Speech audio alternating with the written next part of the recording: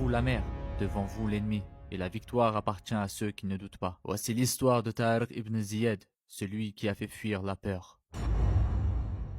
Il y a des moments où Allah t'amène à un point où tu ne peux plus reculer, où derrière toi, il n'y a plus rien à sauver, et devant toi, tout à affronter.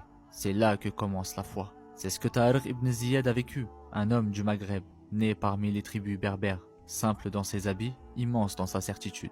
Sous le commandement du gouverneur Moussa ibn Nusayr, il fut choisi pour mener une expédition que personne n'osait imaginer. Traverser la mer pour porter la lumière de l'islam vers une terre appelée Andalousie. Ils étaient 7000 et face à eux, une armée de 100 000 hommes. Des épées, des chevaux, des armures. Mais Tariq, lui, ne regardait pas les nombres, il regardait le ciel. Et lorsqu'ils atteignirent la côte, il prit une décision que l'histoire n'oubliera jamais. Il ordonna de brûler les navires. Les flammes s'élevèrent dans la nuit. Certains soldats tremblaient, d'autres pleuraient.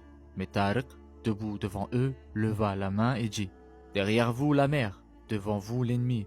Par Allah, il n'y a pour vous que la patience et la sincérité.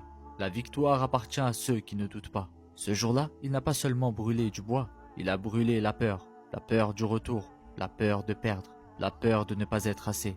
Et c'est là, dans le silence de la nuit et l'odeur du feu, que la vraie foi s'est levée. Car quand tu n'as plus rien derrière toi, tu découvres enfin celui qui t'attend devant.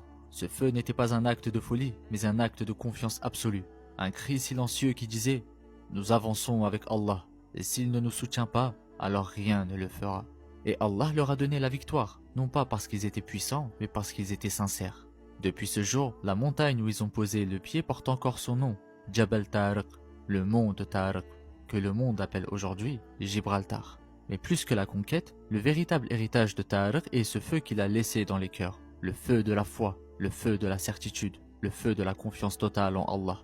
Alors toi aussi, quand la peur t'empêche d'avancer, souviens-toi de lui, parce que parfois, pour que la foi se lève en toi, il faut oser brûler